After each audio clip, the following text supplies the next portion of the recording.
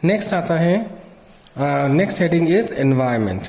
All living beings are different from each other on the basis of their geographical climate and conditions. यानी जितने भी living beings हैं वो क्या करते हैं, वो अलग अलग क्लाइमेट और कंडीशंस में रहते हैं। यानी कि जितने भी जीव जंतु हैं वो जहाँ भी रहते हैं तो उस वहाँ की क्लाइमेट कंडीशन को अपनाते हैं और वहाँ रहते हैं, और रहते रहते वो वहीं उनकी आदतें भी वैसी हो जाती हैं जो वहाँ के एनवायरनमेंट में लोगों की होती हैं। ठीक है, वो वहीं एनवायरनमेंट में रहते हैं, वहीं का खाना खाते हैं, वहीं का पानी पीते हैं, और वहीं की जो क्लाइमेटिक कंडीशन है, टेम्परेचर है, हीट है, लाइट है, सब क्या करते हैं, उसी एनवायरनमेंट का क्या करते हैं, रहते हैं और अपनी बॉडी को उसी के अनुरूप बना लेते हैं।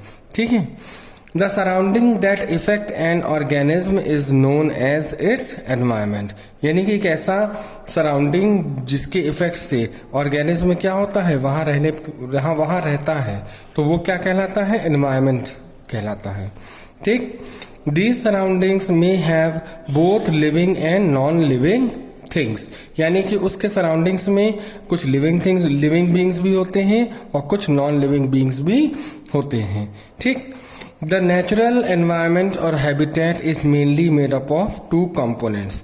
जो हमारा नेचुरल एनवायरनमेंट है, जो हमारा प्राकृतिक वातावरण है, नेचुरल यानी कि प्राकृतिक, एनवायरनमेंट मतलब वातावरण, जो हमारा प्राकृतिक वातावरण है या हैबिटेट है, वो दो कंपोनेंट से मिलकर के बना है। ठीक है, पहला है biotic and abiotic.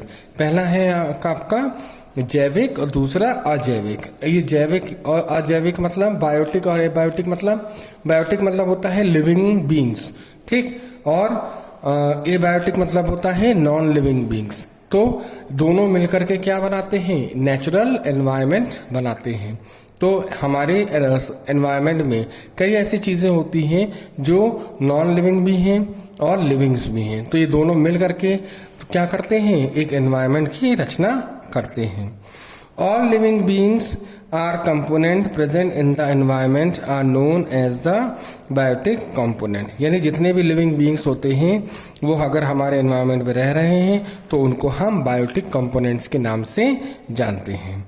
Whereas the non-living components like air, water and soil are known as the abiotic component of an environment। जबकि जो non-living components है जैसे कि एयर, वाटर और सॉइल, ये सब क्या हैं, ये सब नॉन लिविंग थिंग्स हैं, तो इन्हें हम कहते हैं एबायोटिक कंपोनेंट। ठीक, abiotic component of an environment. Clear? तो ये चीज़ें हैं कि जिस हमारा जो एनवायरनमेंट है वो बायोटिक और नॉन बायोटिक दोनों चीज़ों से मिलकर के बना हुआ होता है। ओके।